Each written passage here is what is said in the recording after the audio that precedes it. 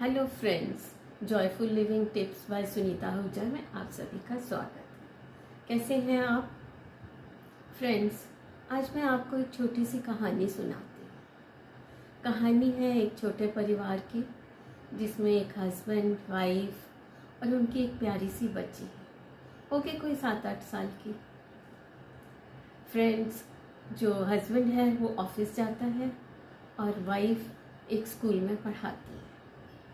रोज़ सुबह वाइफ उठकर dining table पर ब्रेकफास्ट लगाती है और तीनों मिलकर ब्रेकफास्ट करते हैं।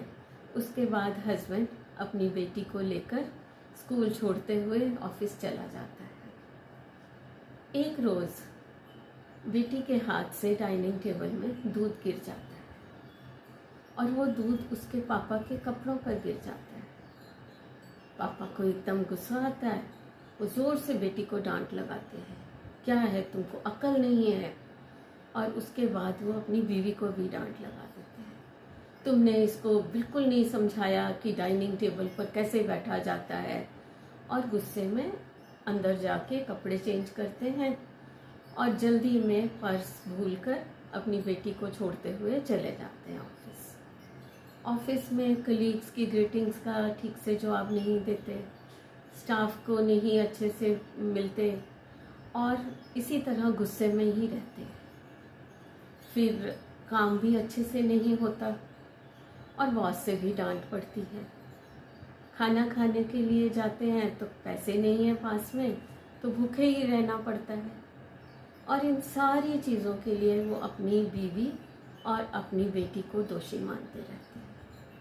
उधर बेटी वो बहुत उदास रहती है, वो अपनी फ्रेंड्स के साथ रिसेस में खेल भी नहीं पाती। और वाइफ भी ये सोचकर कि मेरे पति ने बिना बात के मुझे डांटा, गुस्से में रहती है और अपने स्टूडेंट्स को छोटी छोटी गलतियों पर बहुत डांट लगाती है। तो तीनों का ही दिन बहुत खराब जाता है।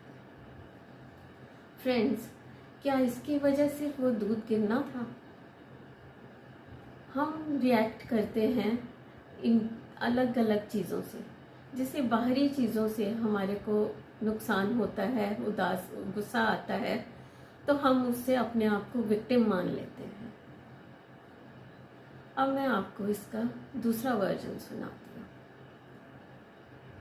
पापा ने जब बैठे बेटी के हाथ से दूध गिरा उसके कपड़ों पर, तो उन्होंने देखा कि बेटी डर गई है, सहम गई है।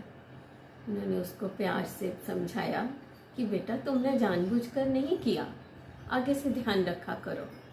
और वाइफ को कहा कि तुम इसके लिए दोबारा दूध लाओ, मैं तब तक चेंज करके आता हूँ। वो कपड़े चेंज करके आए, अपनी बेटी को लिया और स्कूल जाने के टाइम पे रास्ते में उसे बड़ी हल्की फुल्की बातें की और फिर समझाया कि बेटा थोड़ा सा ध्यान रखना चाहिए, कह के उसे ऑफिस स्कूल में छोड़ते हुए ऑफिस चले गए।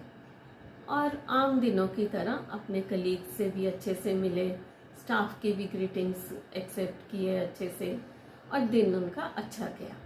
इसी तरह बेटी भी खुश रही स्कूल में और वाइफ का भी दिन अच्छा गया। तो फ्रेंड्स, आपने देखा कि अगर हम किसी चीज़ के लिए रिएक्ट करते हैं तो क्या होता है और कितना फ़र्क पड़ता है रिस्पॉन्ड करने में। अपने बिहेवियर के लिए हम खुद जिम्मेदार हैं। हमारे को इस चीज़ का ध्यान रखना पड़ेगा कि हमें कैसे बिहेव करना है। और हम अगर ये सोच लें कि हमें हर हालात में खुश रहना है, तो हम हमेशा या ज़्यादातर हम खुश ही रहेंगे।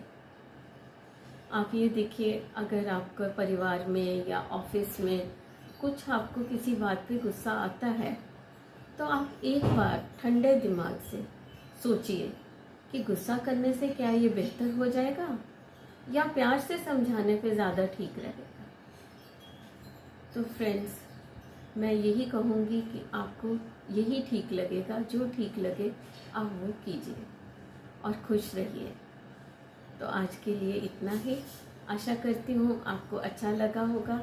कमेंट्स करके मुझे बताइए और मिलते हैं अगले वीडियो में। नमस्ते।